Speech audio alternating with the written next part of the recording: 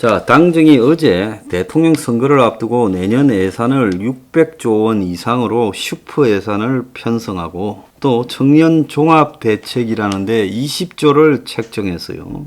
아동 수당도 8세 미만까지 확대했고 문 정권 들어서 400조대의 예산이 그러니까 문 정권 들어서 600조가 넘어가는 50%가 급증을 했습니다.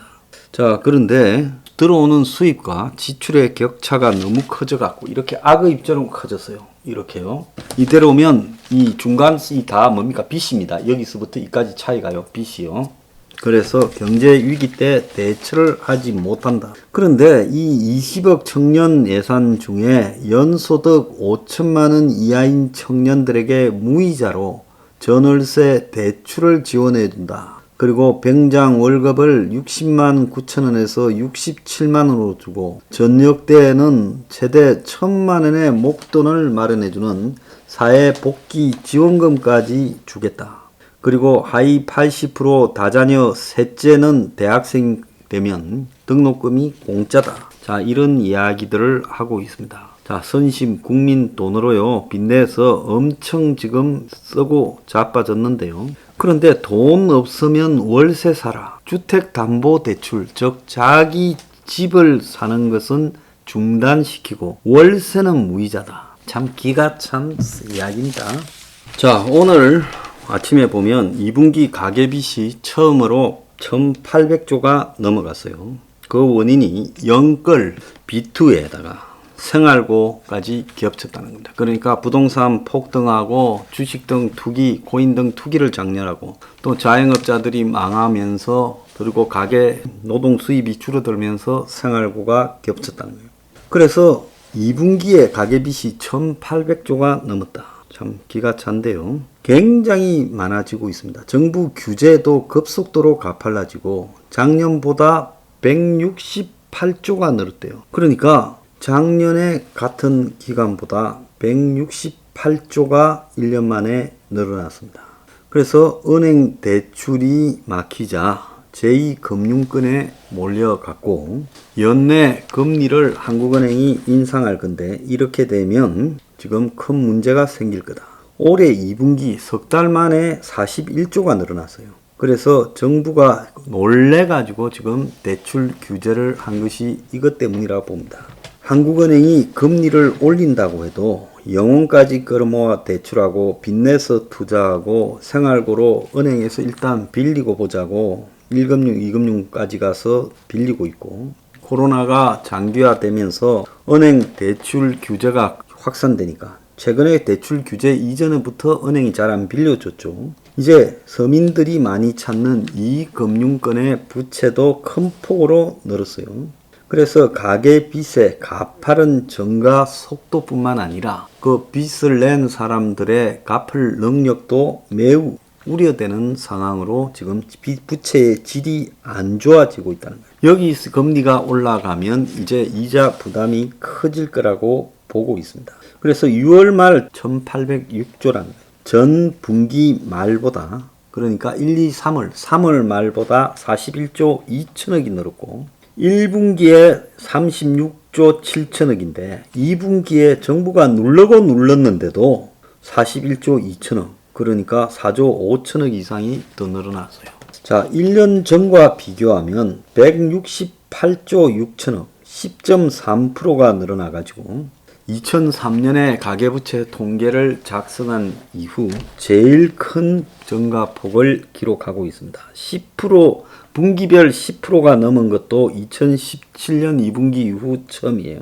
가계 신용이라는 것은 결국 금융권의 가계 대출과 아직 결제하지 못한 카드 빚을 말하는데 요거 두 개를 더해 가지고 가계 부채라 하는 거예요. 그러니까 은행 2금융권까지의 빌려간 돈 여기에 갚지 않은 카드 빚 이겁니다.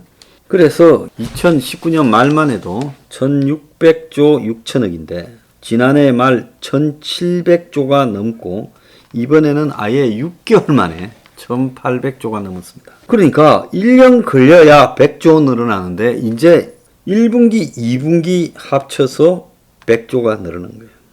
참 기가 찬 현상인데요. 그래서 이렇게 된 거는 치솟는 집값, 주식 코인 투자 자금을 마련하려고 코로나로 경제 상황이 안 좋아지니까 생활고 대출, 그래서 신용 대출을 포함한 기타 대출이 6월 말 현재 757조로 1년 전보다 84조가 늘었고 증가율, 증가액도 사상 최고치라는 거예요. 주택담보대출도 전년 동기보다 75조 2천억이 늘었어요. 8분기 연속으로 8%가 넘는 증가율을 기록하고 있다고 합니다.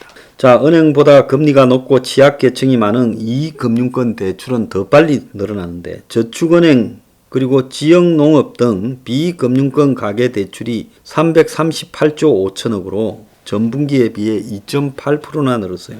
은행 가계대출 증가율 1.4%에 비해 2배나 많다는 겁니다. 특히 비은행권 기타 대출은 2분기에만 7조 5천억이 늘어 은행권 증가액 7조 6천억과 비슷하다. 그러니까 전부 이금융권으로 간 거예요. 모든 수단을 다해 추가 대책을 내놓겠다고 지금 금융위원장이 이야기하고 있는데 지금 시중은행이나 농협 그리고 농협의 지역농협, 축협까지도 대출 중단에 나섰어요. 그래서 26일 날 한국은행이 금융통화위원회를 여는데 여기서 금리 인상은 어떻게 할지 관심이 모이는데 무조건 대출을 총량만 보고 이렇게 막기보다는 서민에게 타격을 덜 주는 방향으로 소프트 랜딩 시켜야 된다 이런 이야기도 하고 있습니다만은 심사를 강화해야지 원인은 그대로 두고 증가율을 억제하면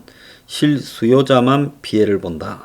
그래서 이금융권이나 사채로 옮겨가면 이게 피해가 더 심해진다. 자, 이렇게 말을 하고 근본적으로 금리를 올려서 못 빌려가게 해야 된다. 이런 말도 지금 하고 있습니다. 자, 그런데 지금 아까 제가 말씀드린 청년 5천만 원 연수익 이하의 청년들에게는 돈 없으면 월세로 살아라고 그걸 갖다가 월세를 갖다가 무이자로 빌려주겠다. 그리고 내 집을 살 수 있는 주택담보대출은 못 해준다. 지금 요렇게 말을 하는 겁니다. 그래서 주택담보대출이나 전세대출은 중단하고 청년 월세대출은 무이자다.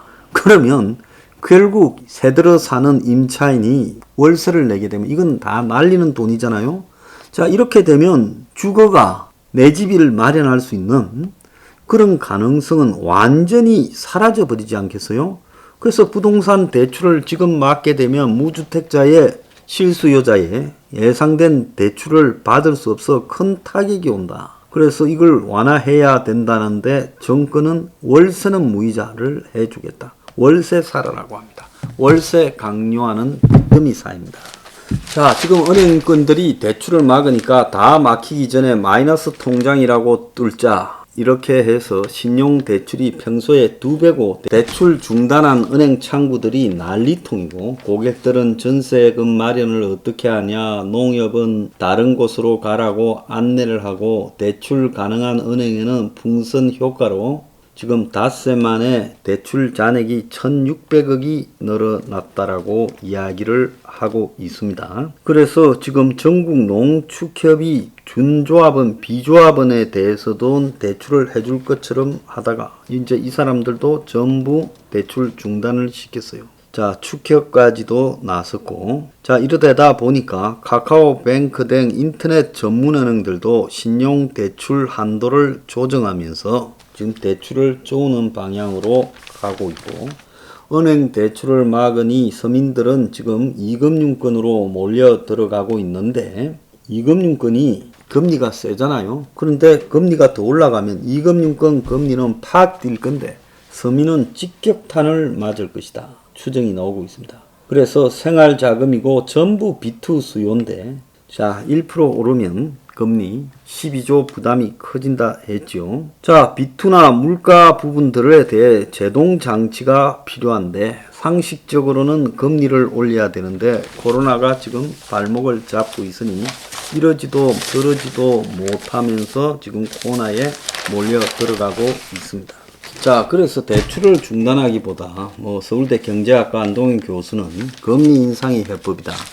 금리 인상에서 좀비 기업을 갖다가 이번 기회에 없애야 된다. 그래서 실물 경제에 가야 할 시중 자금이 전부 부동산, 주식, 코인 등 비생산적인 데다 흘러갔고 투기로 이렇게 갔다. 자산 거품, 부채 증가가 악순환이다. 서민 피해를 최소화할 수 있도록 해야 된다. 자, 그래서 한계 기업을 퇴출시키고 거기서 나오는 실업자들을 정부가 지금 시기에 단기 일자리 알바 시키지 말고 재취업하도록 지원해야 된다라는 고전적인 해법을 말하고 있는데 이렇게 못할 겁니다. 결국 돈 나눠주다가 사고가 크게 터지고 말 거다. 자, 답이 없는 상황입니다.